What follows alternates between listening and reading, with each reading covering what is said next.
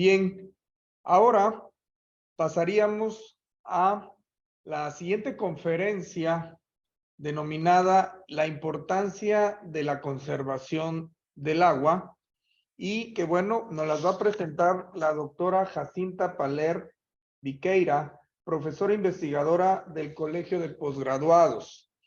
La doctora Paler Viqueira es profesor investigador titular del Programa de Estudios de Desarrollo Rural del Colegio de Posgraduados, es miembro y coordinador de la Red de Investigadores Sociales sobre el Agua, es investigador nacional del Sistema Nacional de Investigadores. De formación es licenciada en Antropología en la Universidad Iberoamericana y tiene un posgrado en Geografía Humana en la Universidad de Toulouse. Asimismo, la temática de investigación es la organización social y riego, en particular sobre las organizaciones autogestionadas, campo que ha llevado a incorporar el estudio de técnicas vernáculas de riego y de captura de humedad. Últimamente se ha incorporado en los estudios de organización y gestión de sistemas de agua potable e incursión en abasto de agua por pipas. Dentro de algunas de sus últimas publicaciones se tienen los módulos de los distritos de riego, observaciones desde el regante, también gestión no unificada de regadíos y caracterización de los módulos de los distritos de riego y presencia de organizaciones locales, región y sociedad. Bienvenida, doctora Jacinta. Buenos días.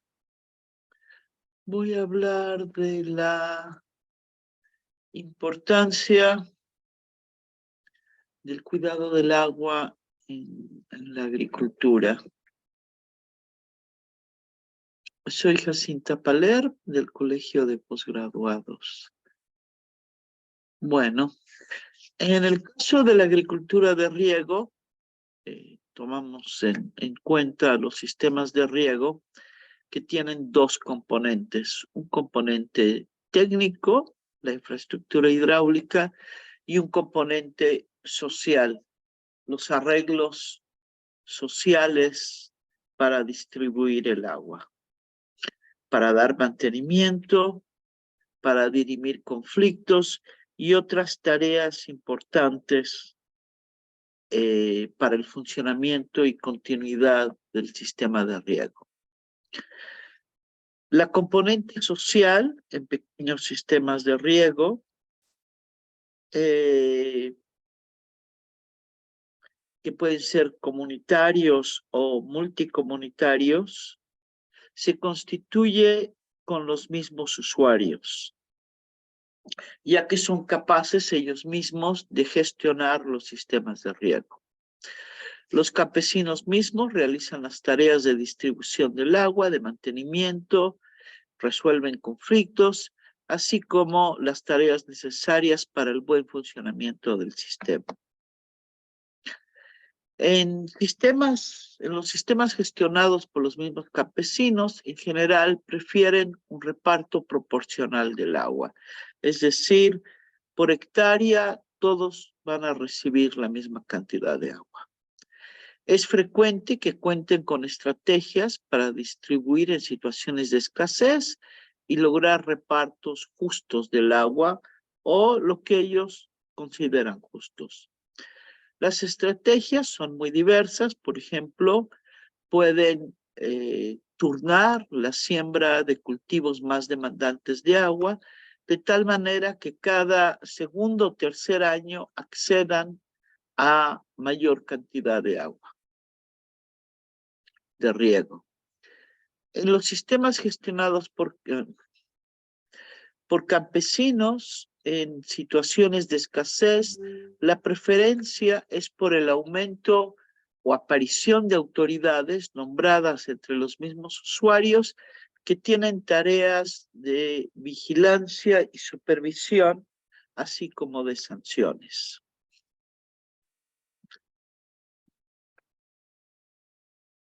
En los sistemas grandes, donde el manejo de presas y grandes canales requieren de personal especializado o técnico, también se encuentra que las comunidades campesinas son capaces de realizar una distribución del agua cuidadosa que se entrega en la bocatoma. Es decir, tienen a su cargo parte de la distribución del agua a nivel, digamos, local.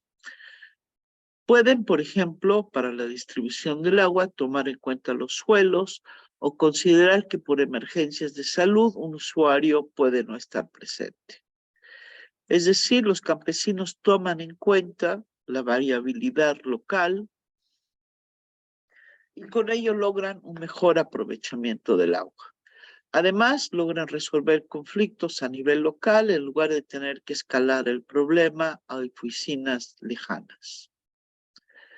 Las comunidades son una unidad organizativa muy importante, tanto para ejidos o comunidades mestizas, y más aún para los pueblos originarios.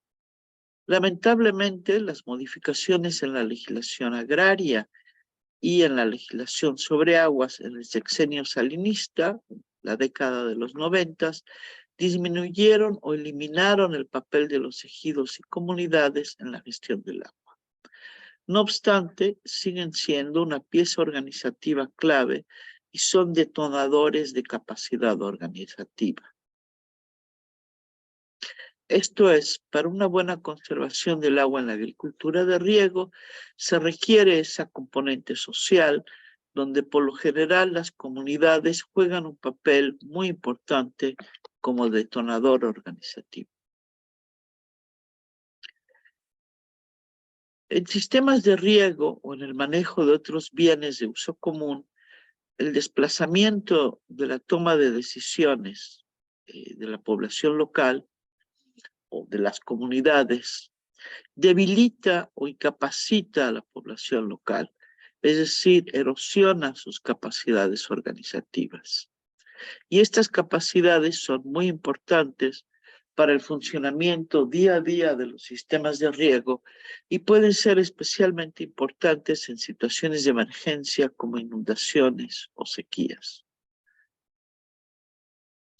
De hecho, hay un caso, una muy buena descripción de caso para un sistema de riego grande en el Perú, de cómo al desplazar a las comunidades en la participación, en la toma de decisiones en el sistema de riego, encontraron que las comunidades ya no sabían cómo organizarse ante una situación de emergencia como fue una inundación, cuando anteriormente habían sido muy capaces de responder a este tipo de emergencias. Con estudios de caso hemos visto cómo la distribución del agua mejora cuando se retira el personal técnico y las comunidades toman el control de la distribución local. En un módulo de un distrito de riego se documentó cómo las comunidades con organización hacia adentro, estableciendo los turnos de riego, consensuados en la asamblea y vigilados por ellos mismos, así como organización hacia afuera, vigilando el canal general, lograron mejorar las fechas de siembra, es decir, la llegada del primer riego. También con estudios de caso hemos visto cómo la supresión de la gestión local y su sustitución por personal técnico ajeno a las comunidades aumenta el conflicto en la distribución del agua, por ejemplo, sistematizando los robos de turno de agua al no estar de acuerdo con la distribución decidida en oficinas lejanas.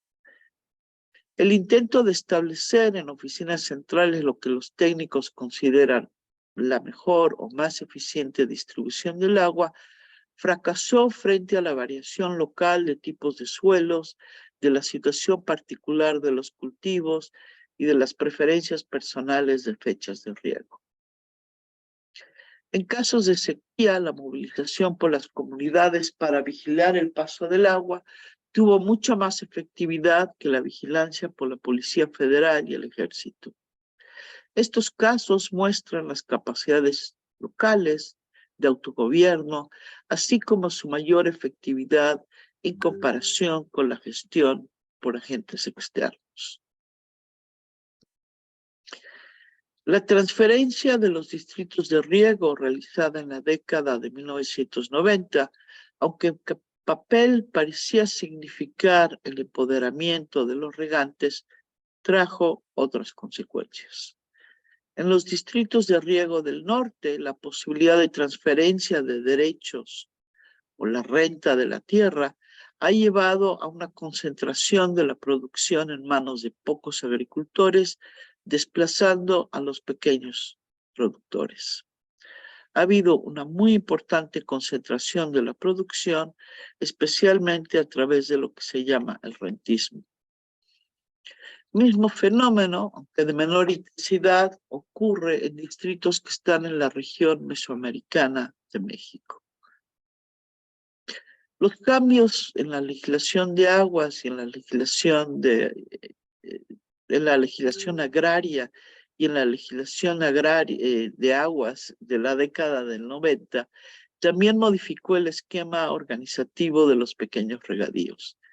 Las llamadas desde esa década unidades de riego y antes llamadas juntas de aguas.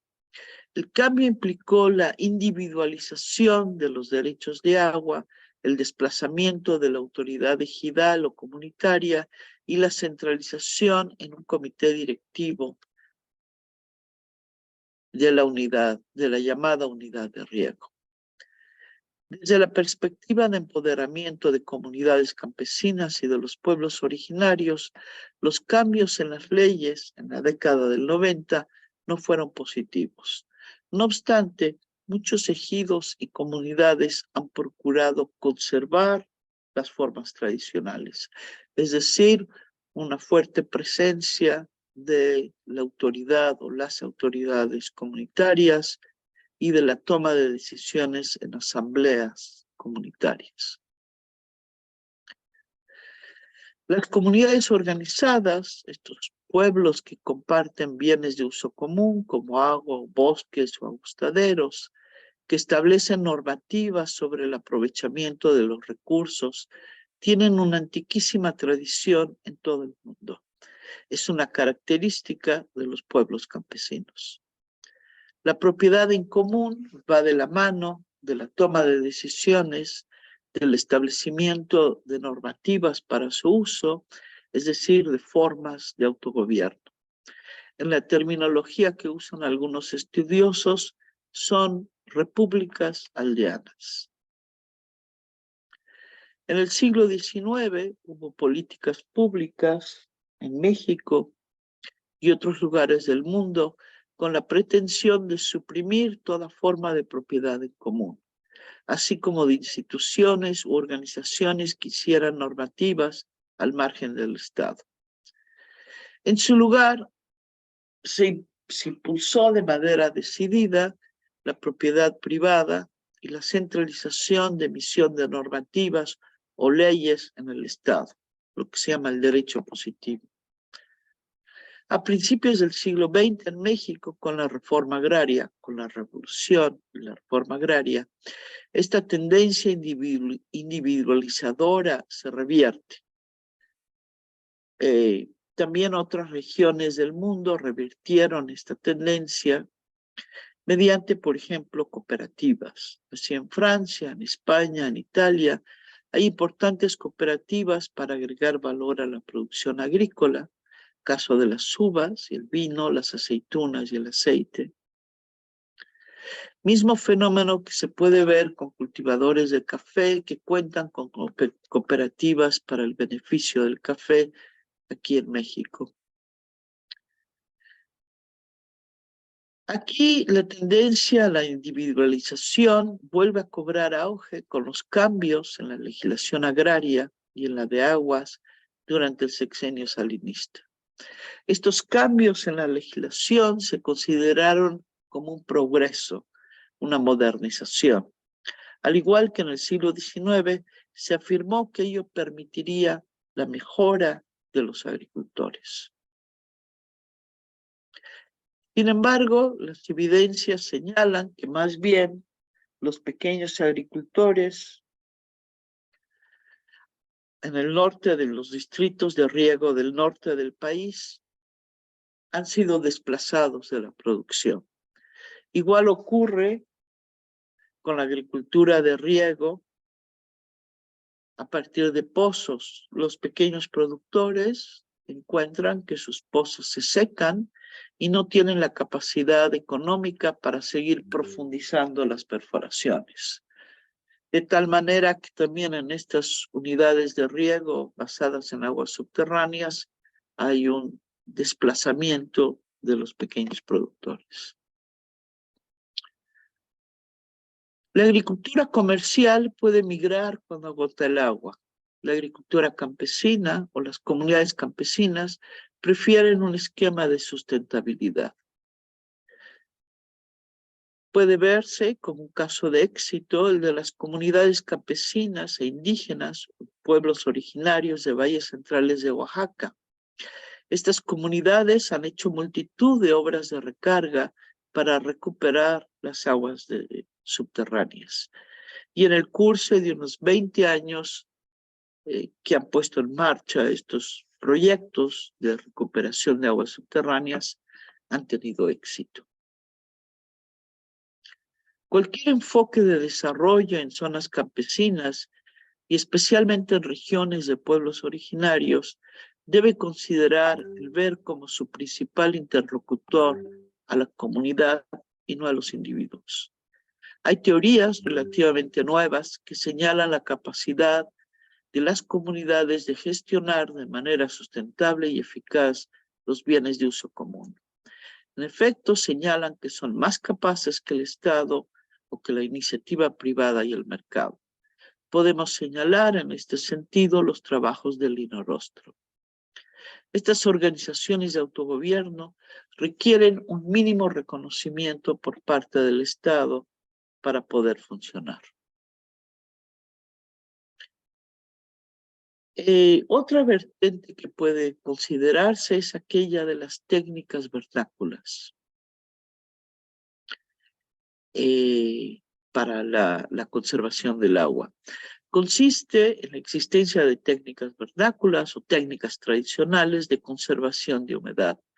Estas técnicas de pequeña escala pueden pasarse por alto en el paisaje o son difíciles de visualizar, pero pueden tener impactos regionales importantes.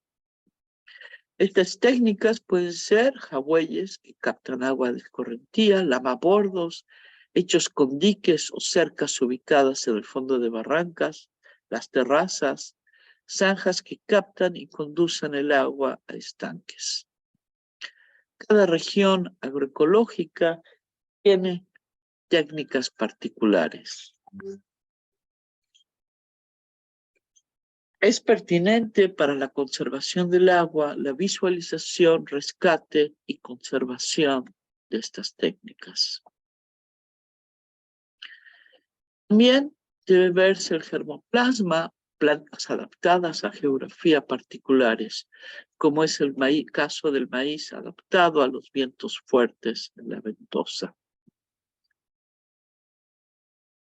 Bueno, con esto concluyo mi exposición sobre el carácter sociotécnico de la agricultura de riego, ¿no? Que tiene la componente técnica y la componente social, y desde la perspectiva de la componente social es muy importante tomar en cuenta a las comunidades.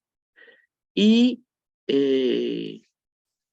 como un segundo punto, el tomar en cuenta las técnicas tradicionales de pequeña escala que existan en la región, porque son formas que las comunidades saben manejar, están perfectamente adaptadas a la situación local y pueden conservarse precisamente porque la gente sabe manejarlas. A veces no se ven porque son de muy pequeña escala, pero estas pequeñas obras repetidas en el espacio pueden tener impactos significativos. Con ello concluyo mi presentación. Muchas gracias por su atención. Muchísimas gracias a la doctora Jacinta Paler Viqueira, profesora investigadora del Colegio de Posgraduados. Y bueno, continuando con nuestro programa, damos paso al maestro en ciencias, Walter López Báez, quien nos va a hablar sobre el manejo sustentable de los recursos naturales con enfoque de cuencas. El maestro Walter López Báez es investigador titular del Instituto Nacional de Investigaciones Forestales, Agrícolas y Pecuarias del Campo Experimental Centro Chiapas, ¿sí? Y tiene la responsabilidad de coordinar la investigación científica en los campos experimentales de Cozocuautla y Tuxtla Chico. Tiene 38 años de experiencia como investigador del INIFAP. Ha generado conocimientos, metodologías y tecnologías para la producción sustentable de maíz, agricultura de conservación, combate de la roya del café, desarrollo rural sustentable y manejo integral de cuencas. Bienvenido. Buenos días a todos. Soy Walter López Báez y soy investigador del INIFAP en el estado de Chiapas en el área de manejo integral de cuencas. Agradezco a los organizadores de este seminario a participar en esta sesión 10 que tiene que ver con retos de la conservación de los recursos naturales en la producción agroalimentaria. A un servidor le toca compartir la ponencia Manejo sustentable de los recursos naturales con enfoque de cuencas. Esta presentación realmente es una invitación a reflexionar sobre la forma como nos apropiamos y manejamos los bienes y recursos que utilizamos para satisfacer las diferentes necesidades que tenemos como humanos. Actualmente muchos documentos están anunciando que estamos en un futuro incierto. Tenemos un crecimiento poblacional cada vez más grande, creciente. Se estima que en 2050 vamos a ser casi 10.000 millones de habitantes. Y necesitamos atender toda esa demanda de esa población creciente que demanda alimentos, agua, oxígeno, vestidos, materias primas. Son muchos satisfactores a la vez y todo eso se obtiene del medio natural. Por eso se llaman servicios ecosistémicos. En el afán de satisfacer estas necesidades, hemos generado algunos productos que realmente están poniendo al mundo de cabeza. Hablamos de una crisis planetaria y hay 4 grandes que se identifican a nivel mundial. Uno es pérdida de biodiversidad. Y esto resulta paradójico porque justamente de la biodiversidad es donde se obtienen los servicios ecosistémicos. Si no hay biodiversidad, no hay servicios ecosistémicos. El otro tema importante es la degradación de los suelos. 98% de los alimentos que consume la población creciente viene de los suelos. Y los suelos cada vez están más degradados. El tema número 3 es el tema del agua, tanto en cantidad como calidad. Y el agua es un tema que ya está vaticinado que en los próximos 10 años va a estar más crítico. Por su probabilidad de ocurrencia y por todos los impactos negativos que puede pasar. El cuarto problema es calentamiento global que deriva en cambio climático. Estos 4 problemas son los problemas de gran envergadura al mundo y que justamente nos ponen como en aprieto para obtener los satisfactores que necesitamos para la población creciente. Por eso hablamos de que el futuro está incierto. La pregunta que sale a relucir es cómo atender este problema que parece tan complejo. No queda de otra que tenemos que cambiar la forma como nos apropiamos y manejamos los recursos naturales. El camino que escojamos ya no puede ser como lo hemos venido haciendo de una manera sectorial, reduccionista de corto plazo. Tiene que ser integral, con una visión sistémica. Nada en la naturaleza está suelto, todo está interconectado.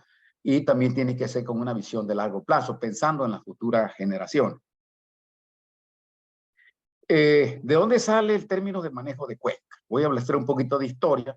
En el año de 1991, en la reunión cumbre en Brasil, la Organización de las Naciones Unidas acuñó por primera vez el concepto de desarrollo sostenible. Y dentro de este concepto se derivó el programa 21, que habla de cómo hacer desarrollo sostenible en los territorios.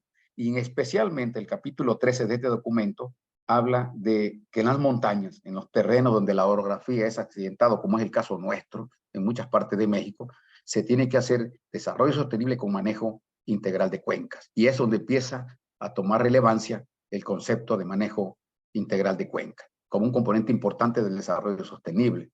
Aquí le ilustro en esta imagen el concepto de cuenca. Esto es muy importante entenderlo, porque a veces se da por hecho que lo conocemos, ¿no? La cuenca no es más que la delimitación natural de la tierra.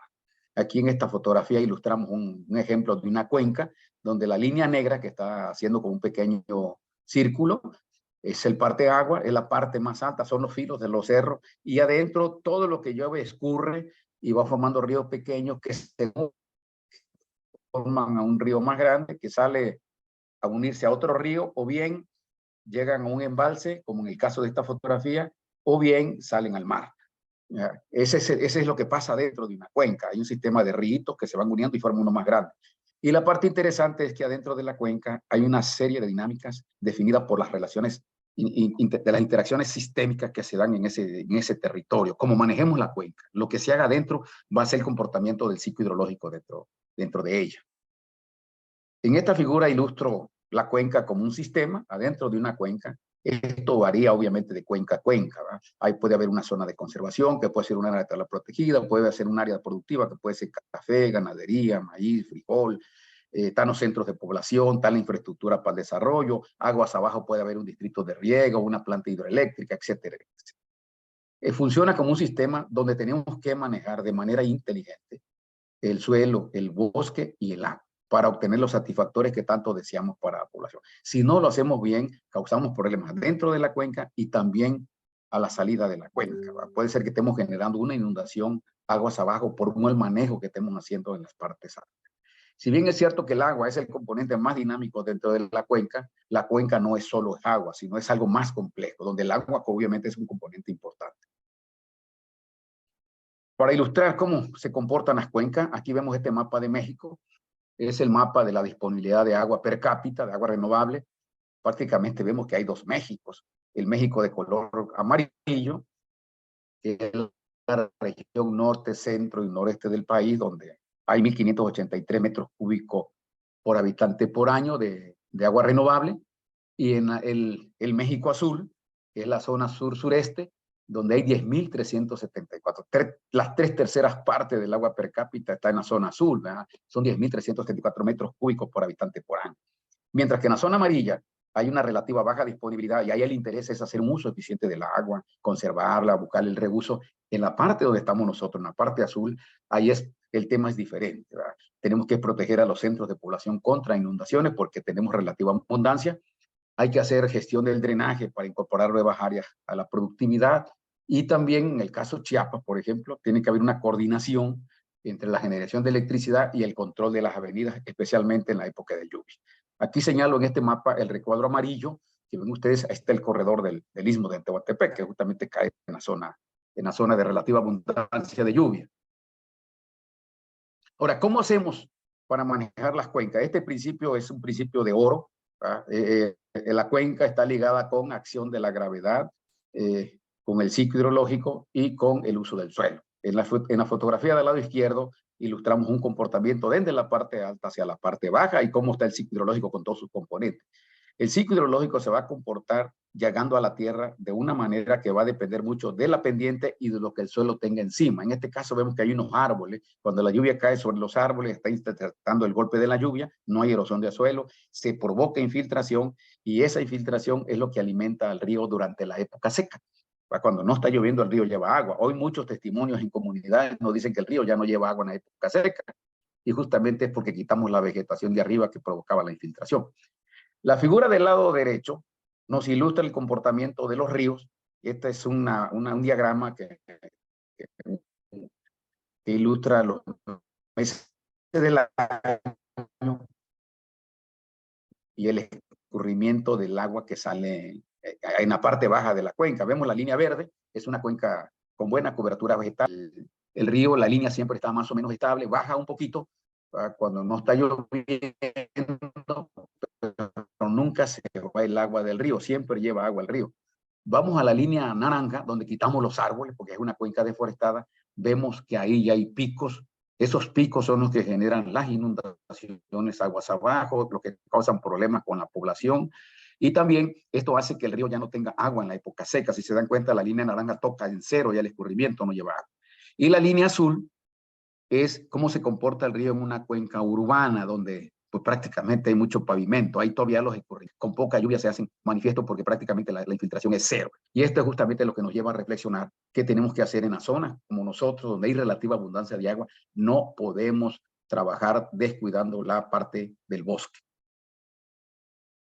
Otra parte importante que quiero resaltar es esa relación que hay con infiltración en las partes altas, que es el área de recarga y el movimiento del agua en el subsuelo. Muchos acuíferos se están explotando abajo sin tener en cuenta qué está pasando con la masa forestal arriba, y cada vez son más hacia abajo que se están haciendo profundos los pozos buscando agua y no se pone atención a restaurar la parte donde está. Hay que ver mucho con el tema del uso del suelo. El uso del suelo, principalmente con las actividades agropecuarias, es lo que moldea el paisaje de las cuencas. Aquí vamos viendo en esta fotografía cómo empezamos con un bosque donde hay una mayor diversidad, pero hay menor intervención del hombre, y cómo vamos avanzando, quitando biodiversidad y dando un manejo intensivo más fuerte cada vez del suelo, hasta que llegamos a tener monocultivos, suelos totalmente poco almacenamiento de agua, etcétera, etcétera, ¿no? Y la idea es cómo tenemos que replantear eso si queremos restaurar lo que ya hemos perdido. Bien, que te voy a pasar rápidamente algunas fotografías que ilustran los desastres que pueden pasar aguas abajo. Estas son fotografías de Chiapas, del huracán Stan, de octubre del 2005. Vemos el daño que hay a la infraestructura. Esto es demasiado caro para el gobierno volverlo a reparar. Estos son daños que pasan en las comunidades rurales al inicio de la época de lluvia. Los escurrimientos cómo bajan violentamente. Estos son deterioros de caminos rurales. Y esta es una fotografía bastante triste de lo que pasó en un municipio de Chiapas, es Motocintla. Vean ustedes cómo el río se desbordó, pasaba por en medio de la ciudad de manera pacífica y de repente se desborda y causa pérdida de vidas humanas y daño cuantioso a la infraestructura y la economía en su conjunto. Esta es la plaza, una plaza comercial en Tuxtla Gutiérrez. Vean ustedes que el agua siempre va a buscar su cauce. Nosotros tratamos de invadir los cauces del agua y el agua finalmente regresa. Y este es un ejemplo que ilustra ese proceso. Pero también las vemos en Nuevo León. Estas son noticias de Nuevo León del 2019, las inundaciones. Lo vemos en Tula, Hidalgo, en 2021. Y también es noticia, ya cada vez más frecuente, de esos extremos que tenemos de la sequía con exceso de lluvia en época de lluvia, ¿no? Entonces regresamos aquí, ¿qué es el manejo de cuenca? El manejo de cuenca consiste en una serie de acciones, un conjunto de acciones que están todas interconectadas, para que ese territorio que se llama cuenca esté manejado de manera sustentable. Hay 5 acciones principales que se consideran de manera genérica, sin importar en qué cuenca estemos, solamente tenemos que trabajar ya en particular de lo que hay en esa cuenca. La primera es que tiene que haber un área de conservación, principalmente en las partes de arriba, donde están los parteaguas, porque ahí inicia el problema del estado. Tenemos que tener esa área, no tocarla. Hemos visto en muchos lados que en esa área básicamente hay ganadería, una ganadería que no produce nada, sin embargo sí es un costo muy alto tirar el bosque en esa zona. La otra línea es tener una agricultura y una ganadería lo más sustentable posible. Ahí entra agricultura de conservación, sistemas silvopastoriles, agricultura orgánica, etcétera, etcétera. Lo menos contaminar la salud del productor, del consumidor y de los ecosistemas. Un tercer componente es el manejo del recurso hídrico, tanto para la población que vive dentro de la cuenca, para el ecosistema, y si hay algún uso abajo, como en esta cuenca que vemos que hay un embalse, hay un distrito de riego, también eso están esperando hacer un beneficio del agua que viene desde las partes altas. Entonces, el proyecto se tiene que ver de manera integral. Otras acciones es organizar y capacitar a la población local que vive en las cuencas. Tienen que entender que ya tenemos que dejar de ver la parcela individual o mi ejido o mi barrio, sino tenemos que ver la cuenca donde vivimos de manera conjunta, organizarnos para trabajar la tierra, para hacer un desarrollo endógeno, etcétera, etcétera. También si la cuenca es el caso, si hay un desarrollo industrial, que esa industria sea en base al potencial hídrico de la cuenca y también que tenga tratamientos de agua para que no contamine la cuenca. Y pueden haber otras acciones dependiendo de la cuenca que estemos abordando. Lo que se busca aquí, que está en la línea, estas letras que están en línea roja, lo que se busca es que la cuenca sea un territorio competitivo, donde hayan ganancias individuales, pero también que hayan ganancias colectivas. ¿Qué es esto? Que si un productor está ganando en alguna actividad productiva dentro de la cuenca, que no sea a expensa de contaminar el agua que otra comunidad se está tomando más abajo. Ese proyecto le deja ganancia a ese productor en particular, pero está dañando al colectivo. Ese proyecto no es competitivo. Y lo que buscamos es que, con esto que le estoy explicando, es que tenemos que ver la cuenca con un enfoque sistémico, ya no con una visión reduccionista como lo hemos venido haciendo. Bien, ¿qué aplicaciones prácticas tiene el manejo de cuenca? Bueno, nos sirve para atender a zonas con siniestralidad recurrente, esas afectaciones que hay siempre, aguas abajo, asolvamiento, pérdida de vidas humanas, daños a la población. Con un enfoque de manejo de cuenca se pueden atender las partes altas y las partes medias. También nos sirve para darle un manejo más sustentable a las áreas donde están los distritos de riego, los sistemas de aguas municipales, o si hay alguna hidroeléctrica, ¿verdad? Aquí vemos en este mapa está la zona, vean ustedes un polígono amarillo donde hay un distrito de riego. No solamente tenemos que ver el distrito de riego, tenemos que ver de dónde viene el agua que alimenta a ese distrito de riego. En otras palabras, tenemos que ver la cuenca que abastece. Si no lo vemos, vamos a tener problemas de asolvamiento en un municipio, como cada vez se asolvan los sistemas de agua municipales, porque solo se fijan de la toma a la casa, nunca ven el cuidado de las cuencas aguas arriba. Bien, también nos sirve para atender de una manera más eficiente el problema de la erosión de los suelos. Esta fotografía es un productor de maíz de Chiapas, donde vemos que ya había sembrado, había invertido en fertilizante y de repente entró un escurrimiento. Este escurrimiento no nace en esa parcela del productor, pero sí viene de aguas arriba. Eso lo tiene que invitar a que se tiene que organizar con los productores que están arriba para hacer un manejo de ese escurrimiento. Y cuencas es el método idóneo para hacerlo. Bueno, en México hay varios documentos. Vamos a ver un documento primero a nivel internacional. En 2007 la FAO hizo un estudio sobre las cuencas que se están abordando a nivel mundial. En México en 2006 se hizo uno por la compañera Elena Kotler del manejo integral de cuencas en México, y un servidor con otro grupo de investigadores hicimos uno en particular en Chiapas en el 2007, después del huracán Stan. Hicimos un diagnóstico de cómo estaban haciéndose las cuencas en este lugar, y de ahí definimos un modelo alternativo de gestión. Producto de esta investigación, echamos a andar un modelo piloto en una cuenca denominada La Suiza, en la Sierra Madre de Chiapas. Fue un ensayo piloto que queríamos mostrar cómo se hace un manejo integral de cuenca con la participación protagónica de la gente. Se escogió una cuenca de la Reserva de la Biosfera del Trinfo, una cuenca que tiene 6 comunidades, llueve mucho, hay problemas de inundaciones, zonas marginadas donde el medio de vida era café y seguridad alimentaria con maíz y frijol. El reto en este proyecto era cómo hacer que la población conservara 3.338 hectáreas que tenía esta cuenca, pero que a la vez estuviera contenta obteniendo sus medios de vida con el café y su seguridad alimentaria con el maíz y el frijol. Y ese fue el gran desafío de este proyecto, cómo hacer esa dualidad de conservar, pero hacerlo de manera entusiasta. Lo que se hizo primero fue desarrollar las capacidades de la gente. En una maqueta se le ilustran lo que es una cuenca. Es importante que la gente conozca el concepto de cuenca. Estamos acostumbrados solamente a ver la parcela, a ver la comunidad, y un presidente municipal está acostumbrado solamente a ver su municipio, y a veces una cuenca agarra 2 o 3 municipios. Entonces este instrumento didáctico es muy importante para sentar las bases de una organización de la población a nivel de cuenca. Luego se organizan, y aquí se formó el Grupo Intercomunitario de Acción Territorial de la Cuenca, donde ya hay representantes de todas las comunidades que están en la cuenca, y se forma como un consejo directivo para orientar la planeación y las acciones que se derivan en esta cuenca. Se trabajó con seguridad alimentaria, principalmente para garantizar el abasto per cápita de maíz y frijol a partir de una línea base que tienen los productores, ¿verdad? Ahí se rescata la productividad. En este caso se rescató el sistema maíz-frijol para garantizar esa seguridad alimentaria con prácticas de conservación. Aquí vemos estas prácticas de conservación de suelo, del lado izquierdo cómo estaba antes el cerro y cómo se ve después de la intervención de los productores. Aquí vemos, ilustramos estas son sistemas de presas filtrantes vegetativas que no requieren varilla, no requieren cemento, más bien que usamos a la naturaleza para su propia protección. Aquí se disipa la energía del escurrimiento, el suelo queda atrapado y el productor lo usa para sembrar plantas aguas arriba. También se diversificó la productividad en las parcelas para tener un uso más eficiente de la tierra. Se introdujeron árboles frutales dentro del maíz, dentro del café, como para diversificar la dieta, pero también para obtener un medio de vida, un ingreso adicional para la población. Se trabajó fuertemente con el café, que era el principal medio de vida. Aquí la gente obtiene entre el 95 y 100% de su ingreso del café. Se trabajó con la cadena productiva, se trabajó con la capacitación, con el tema de la roya, con la organización, con el financiamiento, con la transformación a orgánico, etcétera, etcétera.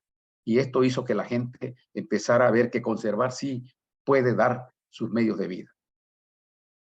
Se trabajó también en el monitoreo comunitario de la calidad del agua. Esto se hizo con jóvenes de la comunidad, con los hijos de los mismos productores. Se trabajaron con las escuelas primarias y telesecundarias que habían. Aquí están los jóvenes haciendo un análisis bacteriológico y físico-químico. En la cuenca se hizo un mapa. Vean ustedes el mapa, aquí aparece el afluente del lado izquierdo, donde están los puntos donde cada comunidad hacía los análisis de agua mes con mes, antes y después de que el agua pasara por la comunidad, y se empezaron a detectar los focos rojos, donde había que hacer acciones para restaurar la calidad del agua.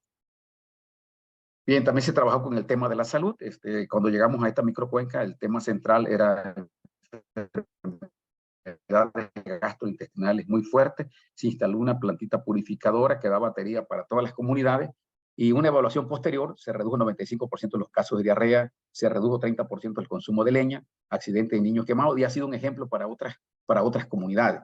Pero esto fue complementado también con un cuidado de las cuencas de donde venía el agua para esta planta purificadora. Y cada mapa se le hizo un mapa de esta naturaleza, donde se ubicaron dónde estaban sus tanques y las cuencas que abastecían a esos tanques, ¿verdad? Y los exhortábamos a que no intervinieran con ninguna actividad agropecuaria estas áreas, porque de ahí dependía el agua actual y futura de la población de esa comunidad. Bien, también se trabajó el tema de restauración, que este es el tema que muchas comunidades no quieren hacer cuando solo llegamos a querer restaurar de manera aislada. Pero en este caso, después de trabajar con los suelos, con el maíz, con el frijol, con los frutales, la gente le pareció más atractivo hacer estas acciones de restauración. Y donde ellos planificaron hacerla era en las fuentes de agua, que les demostramos que habían deforestado sus fuentes de agua. Entonces el programa de reforestación, ellos los canalizaron a restaurar estas áreas. Quiero decirles que restaurar en la sierra es caro y es difícil para la población. Bien, también se trabajaron con las acciones de los envases vacíos de agroquímicos. Se hacían de 2 a 3 colectas al año, en cada colecta hasta 800 envases de agroquímicos. Usar agroquímico es malo, pero usarlo sin manejo es peor. Y con el tema de la roya se incrementó el uso de fungicida, y aquí tenemos un ejemplo de centros de acopio donde la población recupera sus envases vacíos de agroquímicos y los afiliamos en el programa de Campo Limpio. También a cada comunidad se hizo un mapa con los bosques que tenía y se les incursionó al programa de pago de servicios ambientales en un programa de fondo concurrente con CONAFOR por 10 años. Una parte del recurso que cobraba la comunidad se destinó para una obra de interés colectivo que la comunidad decidiera. Algunos hicieron un alumbrado público, un aula de la escuela, un techo escolar, etcétera, etcétera. Esto hizo que la población fuera sintiendo que hacer conservación le generaba algún bienestar también a la comunidad. Se hicieron otras acciones como los baños composteros que ustedes observan así. Se hizo un concurso con la juventud, con los jóvenes que presentaran el mejor proyecto productivo sustentable, se les financiaba para echarlo a andar. Se hicieron torneos deportivos y se instaló una biblioteca que complementara la formación de los estudiantes de la telesecundaria. Bien, toda esta experiencia está documentado para el que la quiera. Tenemos una nota científica publicada, hay un libro técnico, está a su disposición, me contactan y yo con muchísimo gusto se lo comparto. Ahí se hace un recuento de las lecciones aprendidas en esta experiencia. ¿Qué estamos haciendo ahorita? Hay un interés en la gente que conoce este modelo en quererlo replicar. Ahorita tenemos 2 ensayos con 2 municipios, que es el municipio de Arriaga y Tonalá, que están en la costa de Chiapas, ahí donde la gente se queda sin agua en la época seca y tiene problemas serios de inundaciones cuando está lloviendo. Aquí vemos, estas fotografías ilustran a la población, a la sociedad civil que se está organizando en un comité pro cuenca, está captando donativos para justamente replicar el modelo, pero que esté en manos de la sociedad, no del gobierno, de la sociedad. En la otra fotografía vemos a la presidenta municipal de Arriaga, donde se suma con el Fondo de Conservación del Trinfo al ser donativo para que se haga un manejo de la cuenca, y de esta manera se garantiza la continuidad independientemente del presidente municipal en turno. Tenemos otro caso en un ejido que se llama Tiltepec, en el municipio de Jiquipila, en Chiapas, donde estamos trabajando con ILICA un proyecto de suelos vivos en cuencas vivas, ¿verdad? Ya una comunidad en particular, cómo trabaja sus cuencas para que tengan los satisfactores de manera integral. Recientemente también estamos trabajando un proyecto con Comisión Federal de Electricidad. Chiapas genera casi el 50% de energía hidroeléctrica de todo México, y aquí aparece todo lo que es el área del complejo hidroeléctrico Grijalva, y obviamente esta cuenca tiene que ser manejada para garantizar el suministro de energía eléctrica. Actualmente estamos trabajando los diagnósticos para hacer intervención en estas cuencas. Se suscribió un convenio con la Comisión Federal y el INIFAP. Bueno, para terminar, yo quiero plantear algunas cosas de cómo se aplicaría este modelo de cuencas al programa de desarrollo del Istmo de Tehuantepec. Vi que en el programa de desarrollo del Istmo de Tehuantepec hay 5 objetivos. Me llamó la atención el 4, que tiene que ver muchísimo con esto que hemos platicado, que es el incrementar la biodiversidad y mejorar la calidad del agua y el suelo. Y esto está relacionado con todo lo que hagamos en la cuenca. Entonces, el objetivo 4 está totalmente, estrechamente ligado con este enfoque.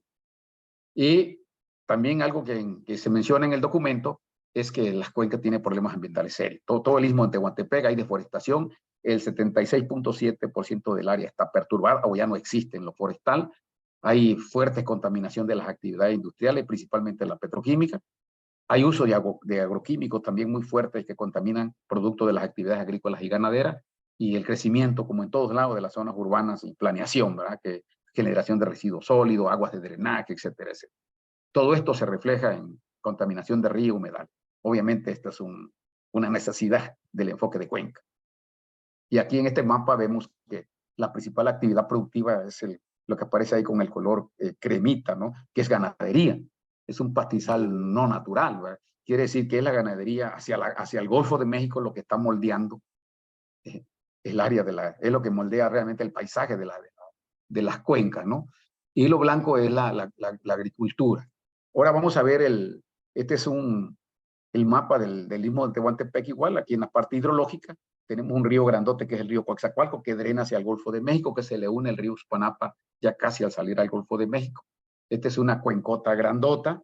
Y acarte, aquí vemos también donde está la línea negra, pues ya en el istmo es donde el río drena hacia el otro nivel, ¿verdad? Aquí vemos el río Tehuantepec y vemos el río Los Perros, que son dos ríos, dos cuencas que están ligados al corredor del istmo de Tehuantepec. Y obviamente estos ríos ya tienen sus cuencas delimitadas. Aquí les ilustro la cuenca del río Coaxacualco, ¿verdad? Aquí está la línea roja, es su parte de agua. Todo lo que cae dentro de la línea roja escurre hacia el Golfo de México. Y aquí tenemos la cuenca del río Tehuantepec. Aquí resalta la importancia que está la presa Benito Juárez. Esta presa obviamente requiere una atención muy importante porque es una inversión grande que hizo el gobierno, entonces hay que cuidar las partes altas para que no se asolve o no tenga problemas de fuertes avenidas.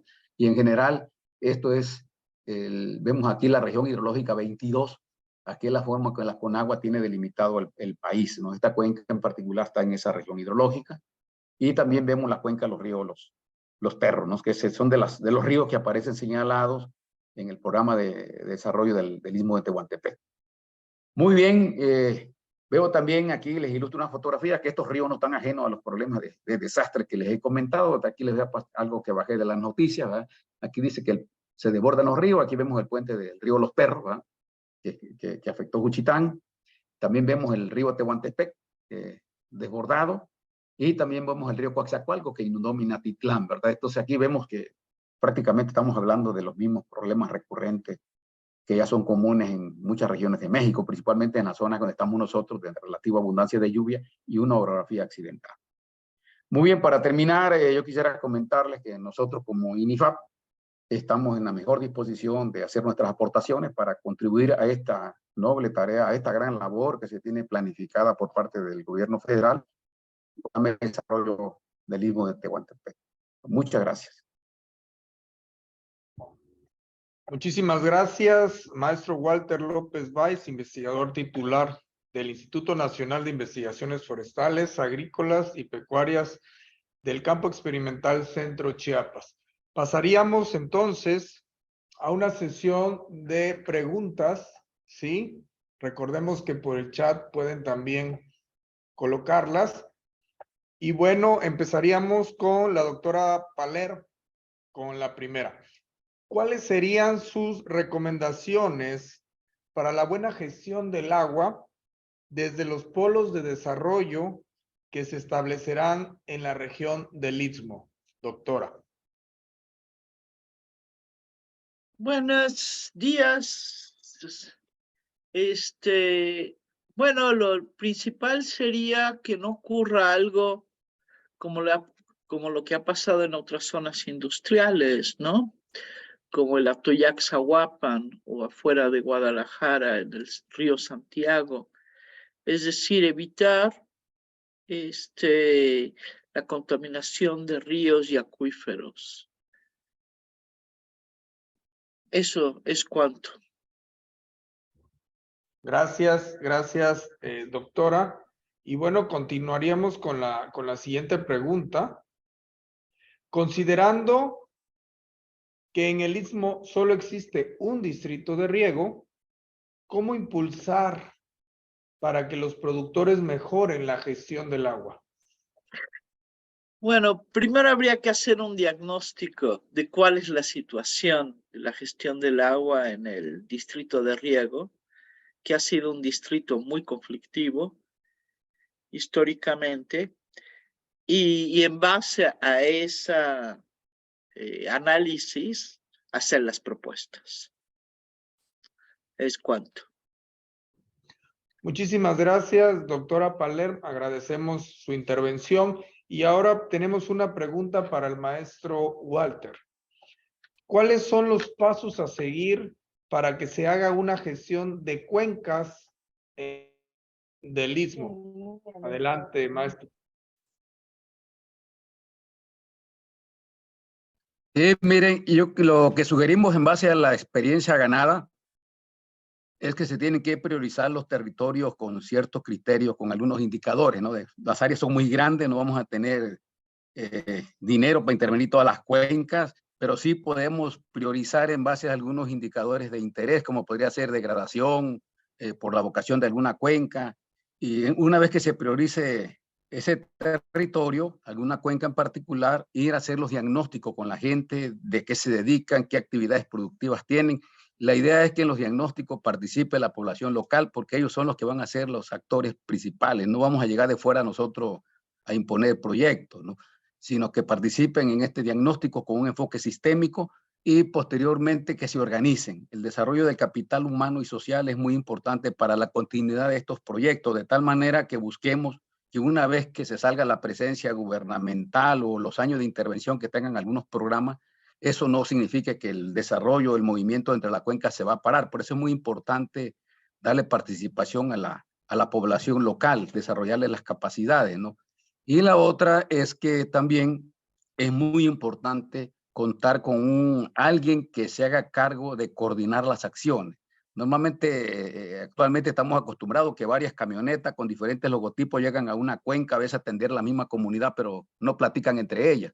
El enfoque nuestro, como es sistémico, es integral, lo que invitamos es que haya un ente que articule las acciones que se vayan a hacer dentro de la cuenca y le dé un seguimiento a la implementación y a la evaluación de las acciones, de tal manera que se garantice confianza en las comunidades. Lo que hemos detectado nosotros es que hoy por hoy hay mucha desconfianza en los procesos de diagnóstico, de planificación, porque se ha invertido mucho en esas actividades en años pasados y ha habido poca implementación de acciones en base a esos diagnósticos. Entonces son las acciones nosotros principales que identificamos en los proyectos que hemos implementado, que haya garantía de continuidad de las acciones, ¿verdad? Que no dependa de los cambios gubernamentales. Y por eso es muy importante que la sociedad civil sea protagonista en la planeación y en la toma de decisiones y que el gobierno municipal o de cualquier otro nivel se sume a la implementación, pero que no dependa, porque entonces si depende de alguna autoridad en particular, prácticamente termina cuando esa autoridad se va, ¿no? Y la idea es que esté en manos de la gente. Esas son recomendaciones de manera general que nosotros podemos comentar a este nivel, ¿verdad? Ya en más particular, pues tenemos una metodología precisa para hacer ya la intervención puntual con las comunidades, ¿verdad? La cual ponemos a su disposición. Muchísimas gracias, maestro Walter, por sus respuestas. Y bueno, continuando con